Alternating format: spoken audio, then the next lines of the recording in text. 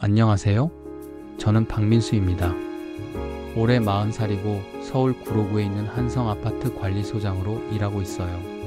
이 일을 시작한 지는 15년째인데 관리소장이 된 지는 3년이 되었습니다. 한성 아파트는 총 350세대 규모의 소형 아파트예요. 크지 않은 규모라 관리소 직원도 저를 포함해서 5명 뿐입니다.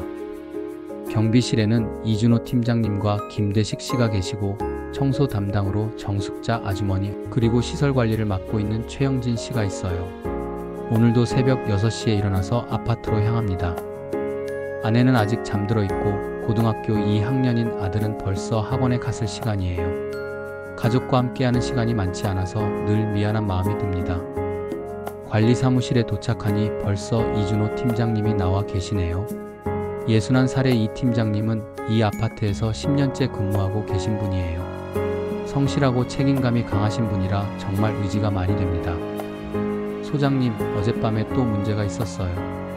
이 팀장님의 표정이 어두우시네요. 무슨 일인지 궁금해서 자세히 물어보았어요. 101호 김동 대표님께서 밤 11시에 관리 사무실로 전화를 하셨어요. 본인 집 앞 복도 전등이 나갔다면서 당장 교체하라고 하시더라고요. 또 김동 대표님이시군요. 사실 이분은 저희 관리소 직원들을 가장 힘들게 하시는 분이에요. 무슨 일이든 당장 해결해달라고 하시고 안 되면 큰 소리를 내시거든요. 그래서 어떻게 하셨어요? 내일 오전에 처리해드리겠다고 말씀드렸더니 야간 당직자가 뭐 하러 있냐면서 소리를 지르시더라고요. 할 수 없이 밤중에 전등을 교체했습니다. 정말 안타까운 일이에요. 야간 당직은 응급 상황에 대비하는 것이지 모든 수리를 밤에 해야 하는 건 아닌데 말이에요. 오전 8시가 되자 다른 직원들도 출근했어요. 정숙자 아주머니는 58살로 이 아파트에서 7년째 청소를 담당하고 계세요. 항상 밝은 미소를 잃지 않으시는 분이에요. 소장님, 어제 203호에서 또 쓰레기 분리수거를 제대로 안 하셨더라고요. 세 번째예요. 정 아주머니께서 걱정스러운 표정으로 말씀하십니다. 분리수거를 제대로 하지 않으면 수거업체에서 가져가지 않아서 결국 저희가 다시 분리해야 해요. 시설관리 담당인 최영진 씨도 보고할 일이 있다고 하시네요. 38살의 최 씨는 성실하고 꼼꼼한 성격이라 시설관리를 안심하고 맡길 수 있어요. 소장님, 지하 급수펌프 교체 견적이 나왔는데 예산을 초과했어요. 입주자 대표 회의에 보고해야 할 것 같습니다. 급수펌프는 이미 10년 넘게 사용해서 교체가 필요한 상황이에요. 하지만 예산 문제 때문에 쉽게 결정하기 어려운 일이죠. 오전 9시 30분 드디어 오늘의 첫 번째 실현이 시작되었어요. 304호에 사시는 박 씨께서 관리 사무실로 오셨거든요. 관리소장, 우리 집 보일러가 이상해요. 당장 와서 봐주세요. 박 씨는 목소리부터 날카로우셨어요. 보일러 점검은 전문 업체에 맡겨야 하는 일인데 우선 상황부터 파악해 보기로 했어요. 네, 바로 확인해 보겠습니다. 박 씨 댁에 올라가서 보일러를 확인해 보니 별다른 이상이 없었어요. 다만 온도 설정이 너무 높게 되어 있어서 과열된 것 같았습니다. 온도를 좀 낮춰서 사용해 보시겠어요? 지금 설정이 너무 높아서 그런 것 같아요. 그런데 박 씨의 반응이 예상과 달랐어요. 그게 해결책이에요? 관리비 내고 사는데 보일러도 마음대로 못 쓴다는 거예요? 사실 보일러 온도 조절은 개인이 하는 것이고 에너지 절약 차원에서도 적정 온도로 사용하시는 게 좋다고 설명드렸어요. 하지만 박 씨는 계속 불만을 토로하셨습니다. 관리소에서 제대로 관리를 안 해서 이런 문제가 생기는 거 아니에요? 당장 업체 불러서 점검받게 하세요. 결국 보일러 점검 업체를 부르기로 했어요. 물론 정상이라는 결과가 나올 게 뻔하지만 입주민의 요구를 무시할 수는 없었거든요. 오후 2시쯤 김대식 경비원님께서 급하게 연락을 주셨어요. 소장님, 205호 할머니께서 계단에서 넘어지셨어요. 바로 현장으로 달려갔어요. 다행히 큰 부상은 아니었지만 할머니께서 많이 놀라셨더라고요. 구급차를 부르고 병원까지 모셔다 드렸습니다. 저녁 6시가 되어서야 관리 사무실로 돌아왔어요. 하루 종일 크고 작은 일들이 계속 이어졌는데 정작 정말 중요한 급수펌프 교체 계획서는 아직 작성하지 못했네요. 이때 또 전화가 왔어요. 김동 대표님이셨습니다. 소장, 내일 우리 집에 택배가 오는데 직접 받아서 현관 앞에 놓아둬요. 우리는 여행 간다고요. 개인 택배를 대신 받아달라는 요청이었어요. 사실 이런 일은 관리소 업무가 아니에요. 하지만 거절하면 또 큰일이 날 것 같아서 어쩔 수 없이 승낙했습니다. 네, 알겠습니다. 전화를 끊고 나니 정말 한숨이 나왔어요. 오늘도 우리 관리소 직원들은 최선을 다해서 일했는데 정작 인정받기는커녕 더 많은 일들만 생기는 것 같았습니다. 오늘은 금요일입니다. 원래라면 주말을 앞두고 기분이 좋아야 할 텐데 요즘은 그런 여유가 없어요. 어제 김동 대표님의 택배 건 때문에 아직도 마음이 무겁습니다. 아침 7시에 관리 사무실에 도착하니 벌써 정숙자 아주머니가 청소를 시작하고 계셨어요. 평소보다 일찍 나오신 것 같아서 안부를 여쭤보았습니다. 아주머니, 오늘 일찍 나오셨네요? 소장님, 사실 어제 잠을 잘 못 잤어요. 207호에서 또 뭐라고 하시더라고요. 정 아주머니의 표정이 좋지 않으셨어요. 무슨 일인지 자세히 들어보니 어제 청소를 마치고 나서 207호 앞을 지나가는데 갑자기 문이 열리더니 뭐라고 하셨다는 거예요. 복도 청소를 이렇게 하는 거냐? 발자국 자국이 그대로 있다면서 다시 하라고 하시더라고요. 그런데 그 발자국은 제가 청소한 후에 생긴 거거든요. 정말 억울한 일이었어요. 청소를 깨끗이 해도 사람들이 지나다니면 다시 더러워지는 건 당연한 일인데 그걸 청소원 탓으로 돌리시는 거예요. 아주머니, 너무 신경 쓰지 마세요. 저희가 최선을 다하고 있다는 걸 아는 입주민분들이 훨씬 많으니까요. 그렇게 위로해드리긴 했지만 사실 저도 마음이 편하지 않았어요. 이런 일들이 계속 쌓이다 보면 직원들의 사기가 떨어질 수밖에 없거든요. 오전 9시쯤 최영진 씨가 급한 표정으로 들어오셨어요. 소장님, 큰일 났어요. 지하주차장 스프링클러에서 물이 새고 있어요. 바로 지하주차장으로 내려가 보니 정말 심각한 상황이었어요. 스프링클러 헤드 부분에서 물이 계속 떨어지고 있었거든요. 일단 밸브부터 잠그고 업체에 연락해야겠어요. 응급조치를 하고 업체에 연락했는데 오늘은 금요일이라 월요일에나 올 수 있다고 하더라고요. 주말 동안 더 큰 문제가 생기지 않을지 걱정이었습니다. 그런데 설상가상으로 109호에서 전화가 왔어요. 관리소, 우리 차에 물이 떨어져서 더러워졌어요. 당장 세차해 주세요. 스프링클러 때문에 차량에 물이 떨어진 건 사실이에요. 하지만 세차까지 해달라는 요구는 좀 과도한 것 같았습니다. 죄송합니다. 응급조치는 완료했고 월요일에 업체에서 와서 완전히 수리할 예정입니다. 세차 비용은? 뭐? 관리소 실수로 생긴 일인데 세차비를 내가 내라고요? 당장 와서 닦아주세요. 결국 최영진 씨와 함께 내려가서 차량을 닦아드렸어요. 사실 이런 일까지 저희가 해야 하는 건 아니지만 입주민과의 갈등을 피하려면 어쩔 수 없었습니다. 점심시간이 되어서 직원들과 함께 식사를 하는데 모두들 표정이 어두웠어요. 김대식 경비원님도 하소연할 일이 있으신 것 같았어요. 소장님, 저도 하나 말씀드릴 게 있어요. 김 씨는 평소 말수가 적으신 분인데 오늘은 뭔가 하고 싶은 말이 있어 보였어요. 어제 오후에 302호에서 개인 택배를 10개나 받아달라고 하시더라고요. 그런데 택배기사님이 관리 사무실에 맡길 수 없다고 하니까 제가 집 앞까지 들고 올라갔어요. 개인 택배를 대신 받아주는 것도 문제인데 집까지 들고 올라가 달라니 정말 과도한 요구였어요. 그런데 그분이 하시는 말씀이 앞으로도 택배 오면 집까지 갖다 달라고 하시더라고요. 경비가 뭐 하러 있냐면서. 경비원의 업무는 아파트 출입 통제와 순찰, 응급상황 대응이지 개인 택배 배송이 아닌데 말이에요. 이준호 팀장님께서도 고개를 끄덕이시며 말씀하셨어요. 요즘 입주민분들이 우리를 너무 쉽게 보시는 것 같아요.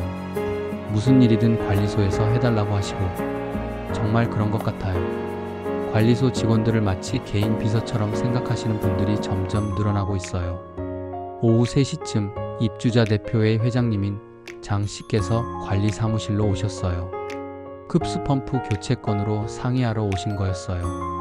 소장, 급수펌프 교체 견적이 너무 비싸네요. 좀 더 저렴한 업체를 알아보세요. 이미 3군데 업체에서 견적을 받았는데도 더 알아보라고 하시네요. 그리고 요즘 관리비가 좀 많이 나오는 것 같은데 직원 복리비부터 줄여봅시다. 직원 복리비라고 해봐야 명절 상여금이 전부인데 그것마저 줄이자고 하시는 거예요. 회장님, 직원들 사기 문제도 있고. 사기? 월급 받고 일하는 게 당연한 거지. 무슨 사기예요? 요즘 일자리 구하기 어려운데 감사한 줄 알아야죠. 정말 기가 막혔어요. 우리 직원들이 얼마나 성실하게 일하는지는 모르시고 당연하게만 생각하시는 거예요. 저녁 6시가 되어서 퇴근하려는데 또 전화가 왔어요. 이번엔 203호였어요. 관리수장, 내일이 토요일인데 우리 집 방충망 교체해주세요. 평일에는 바빠서 안 된다고요. 토요일은 관리소가 쉬는 날인데 개인적인 일로 나와달라는 거였어요. 죄송합니다. 토요일은 휴무라서. 뭐? 입주민이 부탁하는데 그것도 안 해줘요. 그럼 관리비 왜 내는 거예요? 결국 토요일에 나와서 방충망을 교체해드리기로 했어요. 가족과 함께 할 수 있는 소중한 주말이 또 사라지는 거죠. 집에 돌아가는 길에 정말 많은 생각이 들었어요. 우리가 이렇게 열심히 일해도 인정받기는커녕 더 많은 걸 요구받는 현실이 너무 답답했습니다. 월요일 아침입니다. 주말에 방충망 교체 때문에 나왔더니 온몸이 피곤해요. 가족들과 제대로 시간을 보내지도 못했고 아들 학교 행사에도 참석하지 못했거든요. 관리 사무실에 도착하니 최영진 씨가 벌써 와 계셨어요. 표정이 좀 어두워 보이시네요. 영진 씨, 무슨 일 있어요? 소장님, 사실 말씀드릴 게 있어요. 최 씨가 주저하시더니 조심스럽게 말씀하셨어요. 다음 주 수요일에 아내가 수술을 받기로 했거든요. 그래서 연차를 하루 쓰고 싶은데. 아, 그렇다면 당연히 연차를 써야죠. 가족이 수술 받는데 옆에 있어주는 게 당연한 일이에요. 물론이죠. 바로 연차 신청서 작성해 드릴게요. 그런데 최 씨의 표정이 여전히 어두우셨어요. 사실 지난번에도 연차 신청했다가 취소한 적이 있어서요. 자세히 들어보니 지난달에 최 씨가 연차를 신청했는데 입주자 대표회의에서 문제를 제기했다는 거예요. 관리소 직원이 마음대로 휴가를 가면 안 된다는 식으로 말씀하셨다고 하네요. 그런 말씀을 하셨다고요? 정말 어이가 없었어요. 연차는 근로자의 당연한 권리인데 그걸 마음대로 가는 것처럼 표현하시다니요. 이번에는 제가 직접 설명드릴게요. 걱정하지 마세요. 하지만 마음속으로는 또 다른 갈등이 생길 것 같아서 걱정이었어요. 오전 10시쯤 정숙자 아주머니께서 급하게 들어오셨어요. 소장님, 저도 상의 드릴 일이 있어요. 정 아주머니께서도 연차와 관련된 이야기였어요. 제 손자가 다음 주에 입학식이 있거든요. 그런데 평일이라서 연차를 써야 할 것 같아요. 손자 입학식은 정말 중요한 가족 행사예요. 당연히 참석하셔야죠. 아주머니, 언제든 말씀해주세요. 바로 처리해드릴게요. 그런데 정 아주머니께서 걱정스러운 표정을 지으시며 말씀하셨어요. 그런데 지난번에 장 회장님께서 하시는 말씀이 관리소 직원들이 너무 자주 쉰다고 하시더라고요. 특히 청소는 하루라도 안 하면 바로 티가 난다면서. 정말 화가 났어요. 1년에 고작 며칠 쓰는 연차조차 눈치를 봐야 한다는 게 말이 되나요? 이때 이준호 팀장님께서도 들어오시더니 비슷한 고민을 털어놓으셨어요. 소장님, 저도 연차 관련해서 고민이 있어요. 이 팀장님의 고민은 더 심각했어요. 내년에 딸 결혼식이 있는데 결혼 준비 때문에 며칠 연차를 써야 할 상황이라고 하시네요. 그런데 작년에 연차를 이틀 썼더니 김 동대표님께서 경비가 자꾸 자리를 비우면 안전에 문제가 생긴다고 하시더라고요. 정말 답답한 일이었어요. 경비원도 사람인데 가족 행사 때 쉴 권리조차 없다는 건가요? 점심시간에 직원들과 함께 이야기를 나누다 보니 모두들 연차 사용에 대해 스트레스를 받고 있다는 걸 알게 되었어요. 김대식 경비원님도 하소연하셨어요. 저도 어머니 칠순 때 연차를 쓰려고 했는데 105에서 그날 택배가 온다면서 꼭 있어야 한다고 하시더라고요. 개인 택배 때문에 가족 행사를 포기해야 한다니 정말 말도 안 되는 일이었어요. 오후 2시쯤 장 회장님께서 관리사무실로 오셨어요. 급수펌프 견적건으로 오신 줄 알았는데 다른 이야기를 꺼내시더라고요. 소장, 요즘 직원들이 연차를 너무 자주 쓰려고 하는 것 같은데요. 바로 이 이야기였군요. 예상했던 대로 갈등이 시작되었어요. 회장님, 연차는 근로기준법에서 보장하는 권리입니다. 그건 알겠는데 관리소는 좀 다르지 않나요? 입주민들이 언제든 도움이 필요할 수 있는데. 정말 황당한 논리였어요. 관리소 직원들은 기계가 아니라 사람인데 쉴 권리조차 인정하지 않으신다는 거예요. 특히 청소나 경비는 하루라도 비면 바로 문제가 생기잖아요. 연차를 쓰려면 미리 입주자 대표 회의에 보고하고 승인을 받는 게 어떨까요? 정말 기가 막혔어요.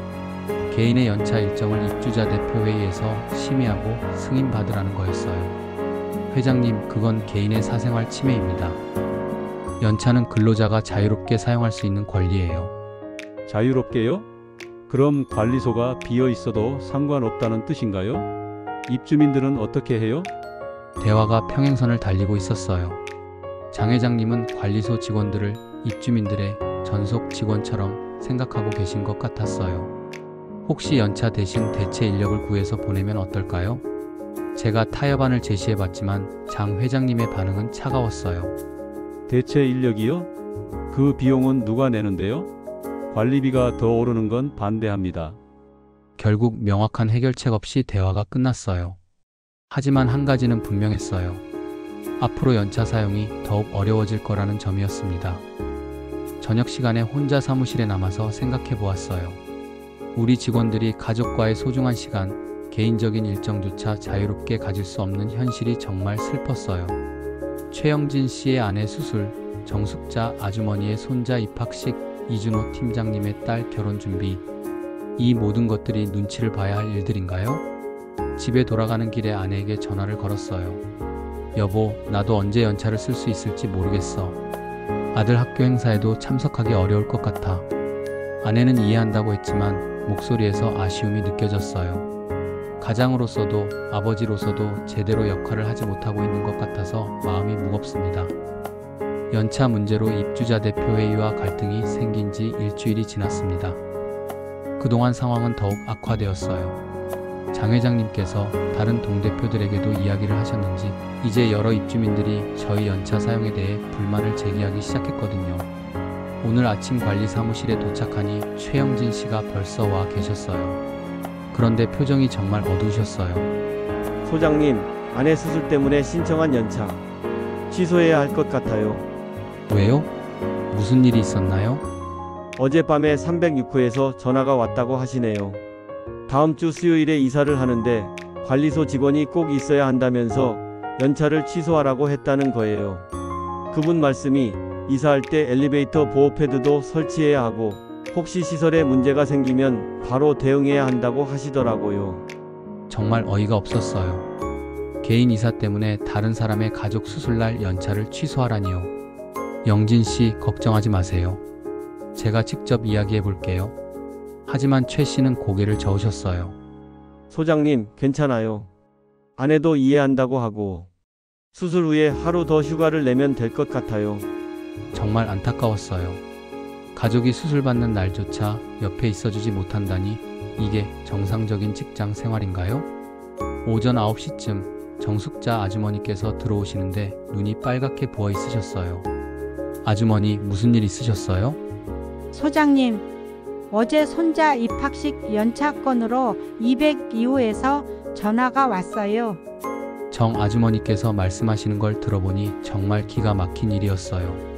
손자 입학식 때문에 연차를 쓴다고 하니 그날 청소를 누가 하냐면서 화를 내셨다는 거예요. 그분이 하시는 말씀이 입학식은 주말에도 할 수 있는 거 아니냐, 왜 굳이 평일에 연차를 쓰려고 하냐고 하시더라고요. 입학식 날짜는 학교에서 정하는 건데 어떻게 주말로 바꿀 수 있나요?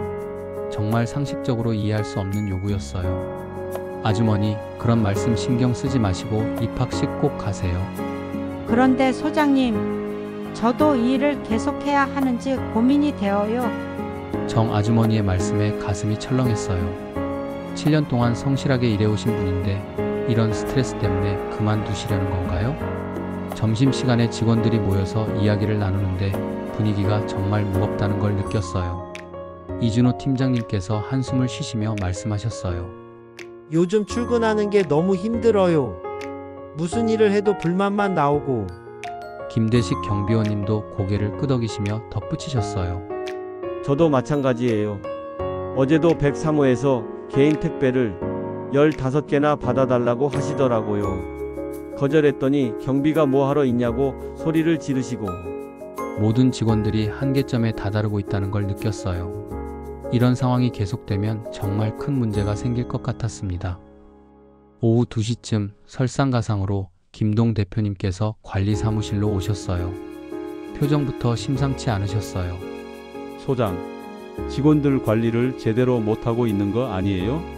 갑자기 무슨 소리인지 몰라서 자세히 들어보니 어제 김대식 경비원님이 개인 택배 수령을 거절한 일 때문이었어요. 관리비 내고 사는 입주민 부탁도 들어주지 않으면서 월급은 꼬박꼬박 받아가네요. 정말 화가 났지만 꾹 참았어요. 동 대표님, 개인 택배 수령은 관리소 업무가 아닙니다.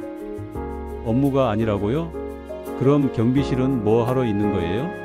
입주민 편의를 위해서 있는 거 아닌가요? 이런 식으로 따지시면 할 말이 없어요. 모든 걸 입주민 편의라는 명목으로 정당화하시는 거거든요. 그리고 요즘 직원들이 너무 자주 쉬려고 하는 것 같은데 이거 관리가 안 되고 있는 거 아니에요? 연차 문제까지 다시 거론하시네요. 직원들도 개인 생활이 있습니다. 연차는 법적으로 보장된 권리고요. 법적으로 보장된 권리요? 그럼 입주민들은 어떻게 해요?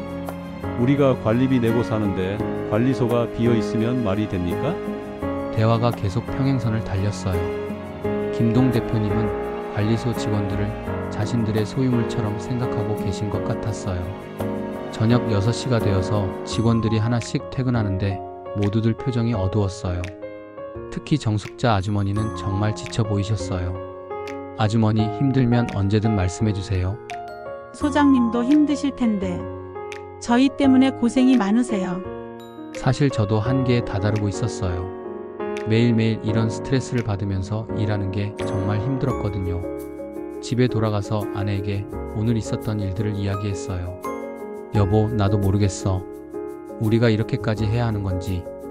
아내는 별말 없이 제 이야기를 들어주었지만 걱정하는 표정이 역력했어요. 당신이 너무 힘들어하는 것 같아서 걱정이야. 건강이 더 중요하잖아. 그날 밤 잠자리에 누워서 많은 생각을 했어요. 이런 상황이 계속된다면 우리 직원들 중에 정말 그만두는 사람이 생길 것 같았어요. 아니, 어쩌면 제가 먼저 포기하게 될지도 모르겠다는 생각이 들었습니다. 과연 이 상황을 어떻게 해결해야 할까요? 계속 참고 견뎌야 하는 걸까요? 아니면 다른 방법이 있을까요? 오늘은 수요일입니다. 최영진 씨 아내 수술날이에요.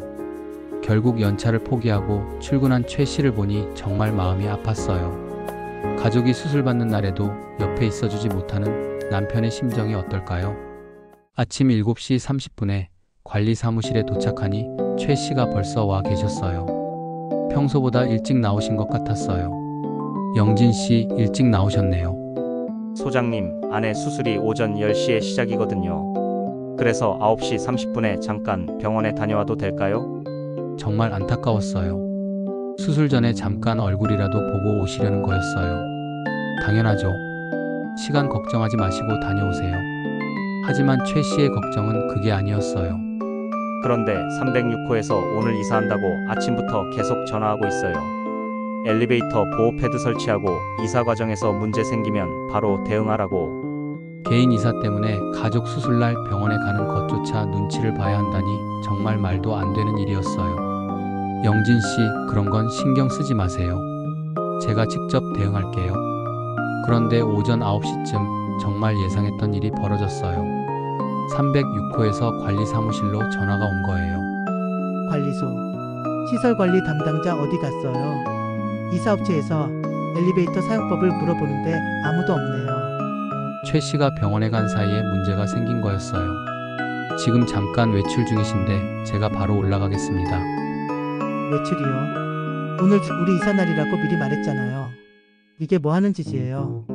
정말 화가 났지만 꾹 참고 현장으로 올라갔어요. 사실 엘리베이터 보호 패드 설치는 이사업체에서 알아서 하는 일인데 굳이 관리소 직원이 있어야 할 이유는 없었거든요.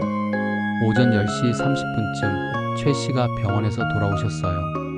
표정이 정말 어두우셨어요. 영진 씨, 수술은 잘 시작됐나요? 네. 그런데 제대로 배웅도 못 해주고 와서 마음이 무거워요. 정말 가슴이 아팠어요. 평생 함께 살아온 아내의 수술날인데 남의 이사 때문에 제대로 곁에 있어주지도 못하다니요. 점심시간에 더 충격적인 일이 벌어졌어요. 정숙자 아주머니께서 사직서를 들고 오신 거예요. 소장님 정말 죄송합니다. 아주머니, 갑자기 이게 무슨... 정 아주머니께서 눈물을 글썽이시며 말씀하셨어요. 더 이상 못 견디겠어요.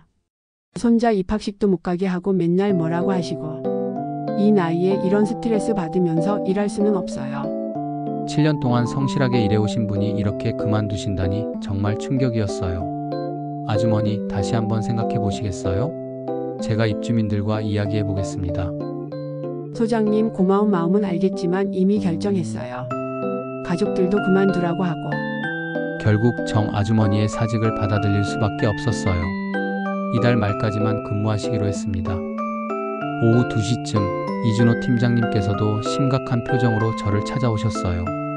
소장님, 저도 말씀드릴 게 있어요. 이 팀장님도 사직을 말씀하시는 건 아닐까 싶어서 가슴이 철렁했어요. 팀장님, 무슨 일이세요? 딸 결혼 준비 때문에 연차 이야기를 했더니 김동 대표님께서 그러시더라고요. 결혼식은 주말에 하는 거 아니냐? 평일에 뭘 그리 준비할 게 있냐고. 정말 어이가 없었어요. 결혼 준비가 얼마나 복잡하고 중요한 일인지 모르시는 건가요? 그리고 하시는 말씀이 경비원이 자꾸 자리를 비우면 아파트 보안에 문제가 생긴다고 하시더라고요. 이 팀장님의 표정을 보니 정말 상처를 많이 받으신 것 같았어요. 소장님, 저도 이 일을 계속해야 하는지 모르겠어요. 딸 결혼도 제대로 준비해주지 못하고. 또 다른 베테랑 직원을 이를 위기에 처한 거예요. 팀장님, 조금만 더 기다려주세요. 제가 방법을 찾아보겠습니다. 저녁 6시가 되어서 직원들이 퇴근하는데 분위기가 정말 무거웠어요. 정 아주머니가 그만두신다는 소식에 모든 직원들이 충격을 받은 상태였거든요. 김대식 경비원님께서 조심스럽게 말씀하셨어요. 소장님, 이런 식으로 계속 가다가는 우리 모두 그만두게 될 것 같아요. 정말 그럴 수도 있겠다는 생각이 들었어요. 한 명씩 떠나기 시작하면 나머지 직원들의 업무 부담은 더 커질 테고, 그러면 또 다른 사람이 그만두게 될 거예요. 그날 밤 집에 돌아가서 아내에게 오늘 있었던 일을 이야기했어요. 여보, 정 아주머니가 사직서를 내셨어. 아내도 정말 놀라워했어요. 평소 정 아주머니를 잘 알고 있었거든요. 정말? 그렇게 성실하신 분이 왜? 오늘 있었던 일들을 자세히 설명해주니 아내도 화가 나는 것 같았어요. 너무 심한 거 아니야? 손자 입학식도 못 가게 하다니. 나도 어떻게 해야 할지 모르겠어. 이런 식으로 가다가는 정말 다 무너질 것 같아. 그날 밤 잠들기 전에 많은 생각을 했어요. 이 상황을 그냥 방치할 수는 없어요. 뭔가 행동을 취해야 할 때가 온 것 같았습니다. 과연 어떤 방법이 있을까요? 계속 참고 견디는 것만이 능사일까요? 정숙자 아주머니가 사직서를 내신 지 3일이 지났습니다. 그 소식이 아파트 전체에 퍼지면서 입주민들 사이에서도 여러 가지 반응이 나오고 있어요. 어떤 분들은 안타까워하시지만 일부는 오히려 새로운 청소원을 빨리 구하라고 재촉하고 계십니다. 오늘 아침 관리 사무실에 도착하니 최영진 씨가 벌써 와 계셨어요. 어제 아내 수술이 무사히 끝났다고 하시는데 표정이 여전히 어두우셨어요. 영진 씨, 아내분 회복은 어떠세요? 다행히 수술은 잘 끝났어요. 그런데 최 씨가 말을 망설이시더니 조심스럽게 말씀하셨어요. 사실 저도 사직을 고려하고 있어요. 또 다른 충격이었어요. 정 아주머니에 이어서 최 씨까지 그만두시려고 하다니요. 왜요? 무슨 일이 있었나요? 어제 아내 수술 때문에 오전에 잠깐 병원에 갔던 일로 306호에서 항해 전화가 왔어요. 관리소 직원이 개인 사정으로 자리를 비우는 게 말이 되냐고. 정말 어이가 없었어요. 가족이 수술받는 날에 병원에 간 것조차 비난받아야 한다니요. 그리고 하시는 말씀이 앞으로는 개인 사정으로 근무 시간에 외출하는 걸 금지해달라고 하시더라고요. 이건 정말 도를 넘은 요구였어요. 근무 시간 중에도 응급 상황이나 개인적인 급한 일로 잠깐 외출할 수 있는 건 당연한 권리인데요. 점심시간에 나머지 직원들과 함께 모여서 이야기를 나누었어요. 모두들 한계점에 다다른 상태였어요. 이준호 팀장님께서 먼저 입을 여셨어요. 소장님, 저희가 이렇게 계속 당하고만 있어야 하나요? 김대식 경비원님도 평소답지 않게 강한 어조로 말씀하셨어요. 맞아요. 우리도 사람인데 왜 이런 취급을 받아야 하는지 모르겠어요. 정 아주머니께서도 눈물을 글썽이시며 말씀하셨어요. 제가 그만둔다고 하니까 오늘 아침에 202호에서 그러시더라고요. 청소가 제대로 안 되면 관리비를 안 내겠다고. 정말 기가 막힌 일이었어요. 그만두는 사람한테까지 협박을 하시다니요. 소장님, 우리 뭔가 행동을 취해야 하는 거 아닐까요? 최영진 씨의 말에 모든 직원들이 고개를 끄덕였어요. 어떤 행동을 말씀하시는 거예요? 예를 들어 다 같이 사직서를 내는 거요. 순간 관리 사무실이 조용해졌어요. 집단 사직이라는 말이 나온 거였어요. 하지만 그렇게 되면 입주민들이 너무 불편하실 텐데 제가 걱정을 표하자 이 팀장님께서 말씀하셨어요. 소장님, 우리가 입주민들을 배려하는 동안 누가 우리를 배려해 줬나요? 정말 맞는 말이었어요. 우리는 항상 입주민들을 먼저 생각해 왔는데 정작 우리의 인권이나 개인 생활은 아무도 생각해 주지 않았거든요. 김대식 경비원님께서도 덧붙이셨어요. 저희가 이렇게 당하고 있는 걸 다른 입주민들은 아실까요? 일부 동대표들이 하는 짓을 모든 입주민들이 알고 있을까요? 그것도 맞는 말이었어요. 아마 대부분의 입주민들은 우리가 어떤 대우를 받고 있는지 모르실 거예요. 그럼 우리가 집단 사직을 하면서 그 이유를 명확히 밝히는 건 어떨까요? 최 씨의 제안에 모든 직원들이 관심을 보였어요. 구체적으로 어떻게 해요? 사직서와 함께 우리가 겪고 있는 문제들을 정리한 문서를 작성하는 거예요. 그리고 엘리베이터에 공지하는 거죠. 정말 진지하게 고려해 볼 만한 제안이었어요. 오후 3시쯤 우리는 구체적인 계획을 세우기 시작했어요.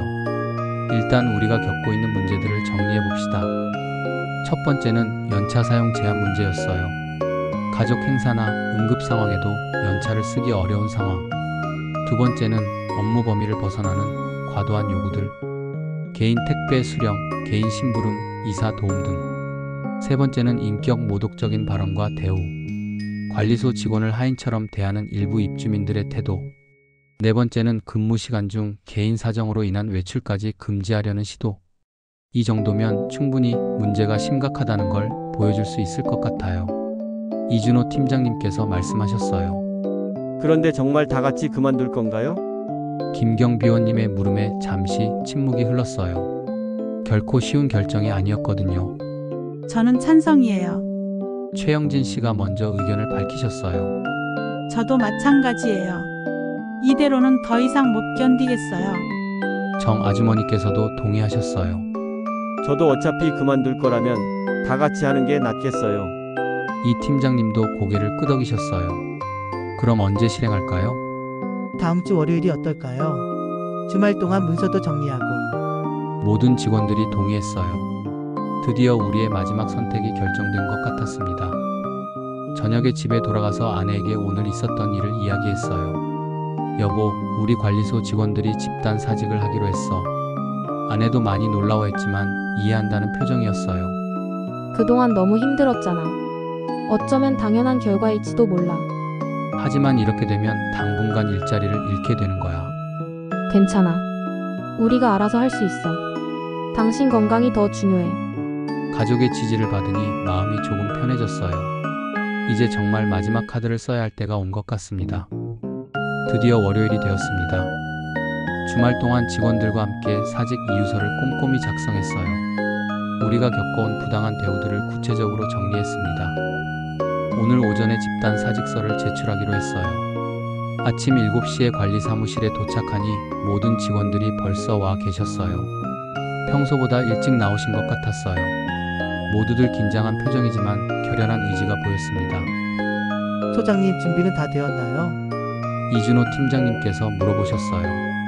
사직서와 함께 제출할 이유서도 완성되었고 입주민들에게 알릴 공지문도 준비가 끝났어요. 네, 모든 준비가 완료되었습니다. 오전 9시 정각 우리는 본사에 집단 사직 의사를 통보했어요. 본사 담당자도 많이 놀라워했지만 우리의 결정은 확고했습니다. 관리소장님, 무슨 일이 있었는지 자세히 설명해 주시겠어요? 지난 몇 개월간 겪었던 일들을 차근차근 설명해드렸어요. 연차 사용 제한, 업무 범위를 벗어나는 요구들, 인격 모독적 발언들. 이해했습니다. 일단 현장 조사를 나가보겠습니다. 본사에서도 사태의 심각성을 인지한 것 같았어요. 오전 10시쯤 우리는 각 동 엘리베이터에 공지문을 게시했어요. 제목은 관리소 직원 전원 사직에 대한 안내였습니다. 공지문에는 우리가 왜 이런 결정을 내리게 되었는지 솔직하게 적었어요. 입주민들께서는 놀라실 것 같지만 진실을 알려드리는 게 맞다고 생각했거든요. 공지문 내용 중 일부는 이랬어요. 저희는 지난 몇 개월간 일부 입주민들로부터 업무 범위를 벗어나는 과도한 요구와 인격 모독적인 대우를 받아왔습니다. 가족의 수술이나 경조사 등 불가피한 상황에서도 연차 사용을 제한받았고 개인 택배 수령이나 심부름 등 관리소 업무가 아닌 일들을 강요받았습니다. 점심시간쯤부터 입주민들의 반응이 나타나기 시작했어요. 관리 사무실로 전화가 계속 걸려왔거든요. 첫 번째 전화는 205호 할머니셨어요. 관리소장님, 공지문 보고 정말 놀랐어요. 그런 일들이 있었던 줄 몰랐네요. 할머니께서는 우리를 걱정해 주시며 위로의 말씀을 해주셨어요. 그동안 얼마나 힘드셨겠어요. 저는 늘 관리소 분들이 잘해주신다고 생각했는데. 두 번째 전화는 103호에서 왔어요. 관리소장님, 사실 저도 일부 동대표들이 너무 심하다고 생각했어요. 하지만 감히 말은 못했었거든요. 많은 입주민들이 우리 상황을 몰랐다는 걸 알 수 있었어요. 하지만 모든 반응이 긍정적인 건 아니었어요. 오후 2시쯤 김동 대표님께서 화를 내며 관리 사무실로 오셨거든요. 이게 뭐 하는 짓이에요? 입주민들 다 보는 데서 이런 공지를 올리다니. 예상했던 반응이었어요. 동 대표님, 저희도 더 이상 참을 수 없어서 내린 결정입니다. 참을 수 없다고요? 월급 받고 일하는 게 당연한 거 아닌가요? 여전히 이해하지 못하시는 것 같았어요. 동 대표님, 저희도 사람입니다. 기본적인 인권과 존중을 받을 권리가 있어요. 인권이요? 과대 포장하지 마세요. 그냥 일하기 싫어서 핑계대는 거 아닌가요? 대화가 평행선을 달렸어요. 하지만 이번에는 굽히지 않았습니다. 오후 3시쯤 뜻밖의 손님이 오셨어요. 302호에 사시는 박 변호사님이었어요. 관리소장님, 공지문 보고 왔어요. 걱정이 되어서 찾아오신 건가 싶었는데 의외의 말씀을 하셨어요. 사실 제가 노동법 전문 변호사거든요. 도움이 필요하시면 언제든 연락주세요. 정말 뜻밖의 지원 제의였어요. 동 대표님들이 하신 행동들은 명백한 직장 내 괴롭힘에 해당합니다. 연차 사용 제한이나 업무 범위를 벗어나는 강요 등은 모두 노동법 위반이에요. 전문가의 의견을 들으니 우리의 결정이 옳았다는 확신이 들었어요. 저녁 6시쯤 놀라운 일이 벌어졌어요. 입주민 대표 몇 분이 관리 사무실로 오신 거예요. 김동 대표님과 대립각을 세우고 계신 분들이었어요. 관리소장님, 저희가 늦었지만 사과드리러 왔어요. 107호 대표님께서 말씀하셨어요. 그동안 일부 동대표들의 잘못된 행동을 제지하지 못해서 죄송합니다. 208호 대표님께서도 덧붙이셨어요. 사실 저희도 문제가 있다고 생각했지만 입주자 대표회의에서 목소리를 내기가 어려웠어요. 그제서야 전체 상황이 보이기 시작했어요. 모든 입주민들이 문제라고 생각한 게 아니라 일부 동대표들의 잘못된 행동이었던 거예요. 혹시 사직 결정을 번복하실 의향은 없나요? 저희가 책임지고 문제를 해결해 보겠습니다. 정말 고마운 제안이었지만 이미 결정한 일이었어요. 고마운 말씀이지만 이미 본사에 통보한 사안이라서. 그럼 최소한 한 달 정도는 더 근무해 주실 수 있나요? 그동안 저희가 입주자 대표회의를 다시 구성하고 문제가 된 동대표들에 대한 조치를 취해 보겠습니다. 진심 어린 부탁이었어요. 모든 직원들과 상의해 본 결과 한 달 더 근무하기로 했습니다. 그날 저녁 집에 돌아가서 아내에게 오늘 있었던 일들을 이야기했어요. 여보, 오늘 정말 많은 일이 있었어. 어떤 반응들이 나왔는데? 입주민들의 다양한 반응들을 설명해주니 아내도 놀라워했어요. 그럼 모든 입주민들이 문제였던 게 아니라 일부만 그랬던 거네? 맞아. 대부분의 입주민들은 우리 상황을 몰랐던 것 같아. 그럼 이번 일로 뭔가 달라질 수도 있겠네? 정말 그렇게 되기를 바랐어요. 우리의 용기 있는 결정이 변화의 시작이 되기를 말이에요. 집단 사직 공지를 올린 지 2주일이 지났습니다. 그동안 정말 많은 변화가 있었어요. 입주민들 사이에서도 큰 논란이 일었고 결국 임시 입주자 대표회의가 소집되었습니다. 오늘은 그 임시 회의가 열리는 날이에요.